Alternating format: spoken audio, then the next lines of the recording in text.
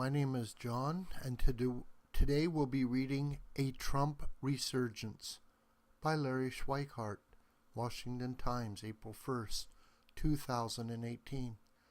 Larry Schweikart is a co-author with Michael Allen of A Patriot's History of the United States and producer of the PBS documentary Rockin' the Wall. Anyone thinking President Donald Trump won the Omnibus bill battle only had to watch his news conference as he prepared to sign it. This was the most resigned and deflated Mr. Trump we've seen in more than 2 years. Deflated, maybe, not defeated. In a scene straight out of a boxing movie, Mr. Trump got tagged, wiped the blood off his mouth, then grimly waded in. The haymakers are coming. The Democrats just don't realize it yet. Any defections from Mr. Trump's base at present would return immediately with the next significant victory. In the past few months, despite hoopla about the Virginia governor race or the Pennsylvania House race, the trends have in fact been going Mr. Trump's way. His approval in the latest Fox poll at 45% is the highest in some time. He has already hit 50% in Rasmussen. Moreover, political analyst Larry Sabato says you have to add 10 points to any Trump poll to account for the shy Trump voters. Pollster Richard Barris of People's Pundit Daily has Mr. Trump 2 points higher in Florida now than when he won the state in 2016. Voter registrations in key battleground states have shifted dramatically and consistently to Republicans. Net changes of 17,000 in Arizona, 61,000 in Florida, 72,000 in North Carolina, and 85,000 in Pennsylvania.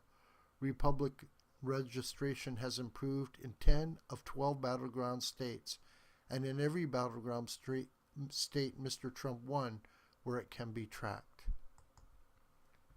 Mr. Trump's tariffs have already produced compliant negotiations in many nations and sent the message to others.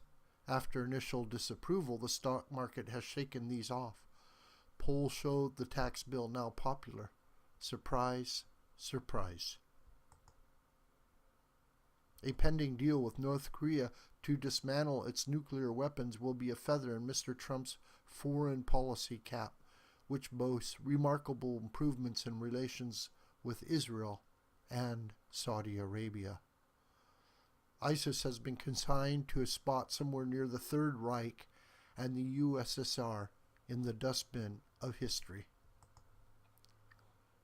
Mr. Trump's record number of judicial confirmations continue to reshape the judiciary for a generation.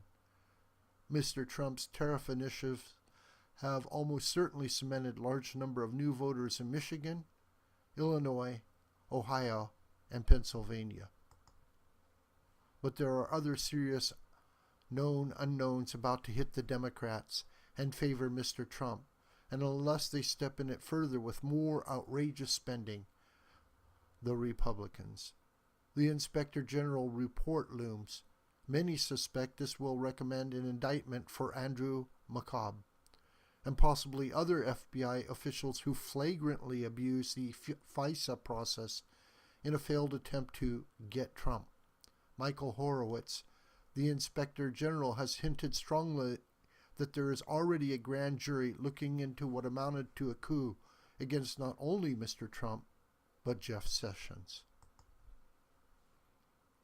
Even though the House Intelligence Committee has wrapped up its investigation into Russia, 3 other House and Senate committees continue their work. None of them good news for the Democrats. Mike Huckabee on Fox in January noted that a new prosecutor had arrived in Little Rock, Arkansas, to investigate the Clinton Family Foundation there. A prosecutor without a grand jury? Not likely. Completely off the radar, the Congressional Sex Fund lurks, with names subject to be leaked at any time. There are up to 100 names on this list yet to come out, and chances are the Democrats comprise at least, if not more than, half of these. Rumors continue to swirl about Anthony Kennedy's retirement, which would give Mr. Trump his second Supreme Court justice. None of this in any way will be good news for Democrats in the coming months. They continue to flounder, searching for leadership.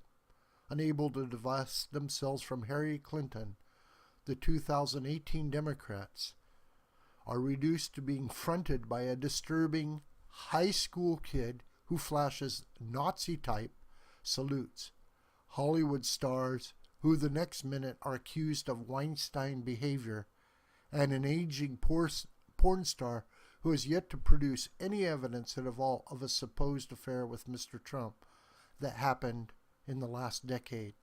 This is the modern Democratic Party.